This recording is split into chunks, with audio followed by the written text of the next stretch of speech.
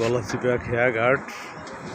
এখানে এই খেওয়া থেকে ওপার থেকে গলাচিপা থেকে এই যে হরিদেবপুর এপারে খেওয়া পার হয়ে এপার আসছে। আমরা আবার ওপারে যাব। আর ওই দিকে হলো এটা ফেরিঘাট। এখান থেকে ফেরি দিয়ে বাস এপার ওপার পার হয়। আর এখান থেকে খেওয়া দিয়ে মানুষ খেওয়া পার হয়। তো এখানে একটি ব্রিজ হলে খুব তাড়াতাড়ি ভালো হতো, মানুষের যাতায়াত সুবিধা হতো। তো আমরা এই খেওয়ায় উঠবো, খেওয়া দিয়ে ওপারে যাব। খেওয়া এখন ছাড়বে।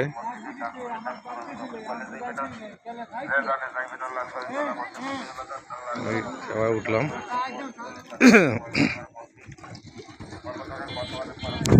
যে অনেক বিশাল নদী এটা।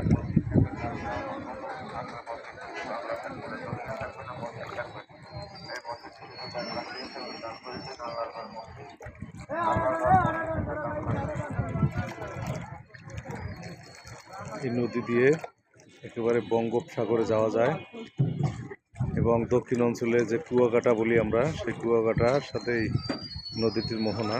কুয়াকাটা পাথরঘাটা এটা বিশাল একটি নদী।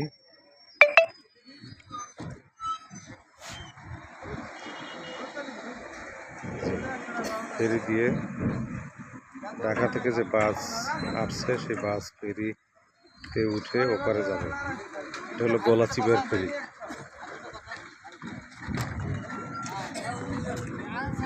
আর আমরা এখন ওপারে যাব, খেওয়ার উপরে দাঁড়িয়ে আছি।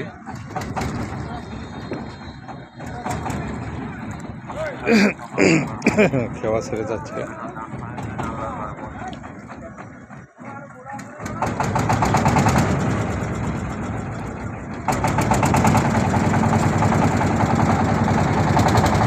খুব সুন্দর দৃশ্য।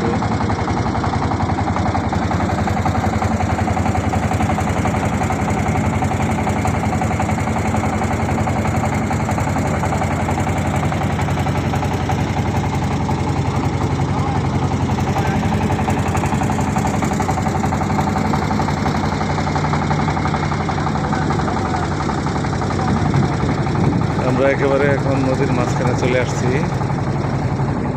এই মাঝখানে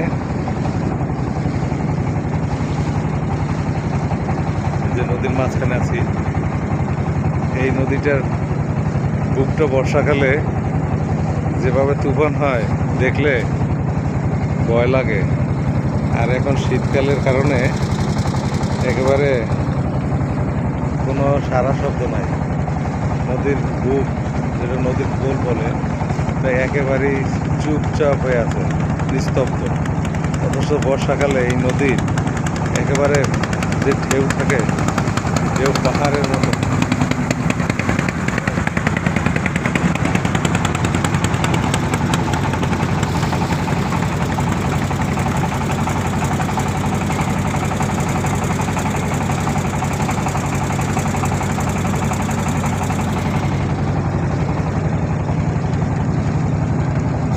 নদীর ঝিলমিল ঢেউ, এই যে কত সুন্দর ঝিলমিল করছে, ঢেউয়ে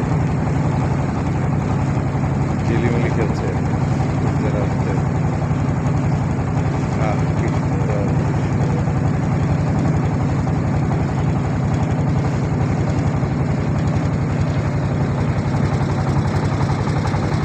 এবারে ফেরিঘাট লইয়া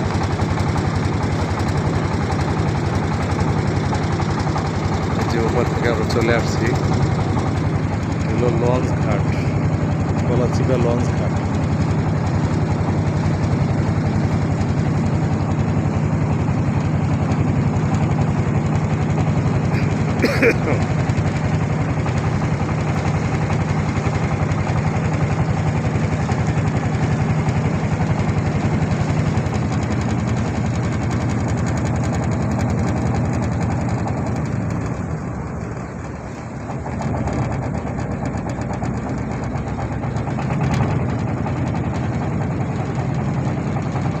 এখানে বিভিন্ন নৌকা, ট্রলার, জাহাজ, মাল টানা জাহাজ, এগুলি এই ঘাটে ভিড়ে আছে। বিভিন্ন জায়গা থেকে এই গলাচিপা বাজারে মালামাল নিয়ে আসে। এখানে জেলে নৌকা দিয়ে মাছ ধরছে।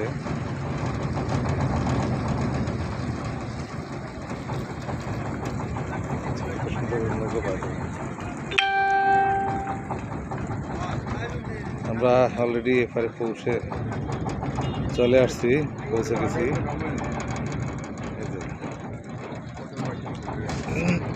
এখানে সতর্ক থাকতে হবে, কারণ ঘাটে যখন ভিড়বে তখন একটা ধাক্কা লাগবে।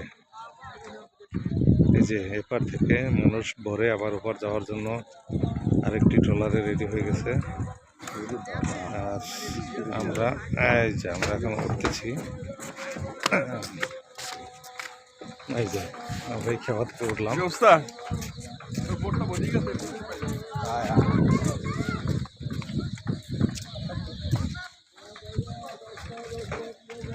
এটা হলো গলাচিপার বাজার, খেওয়া ঘাট। এটা লঞ্চ ঘাট।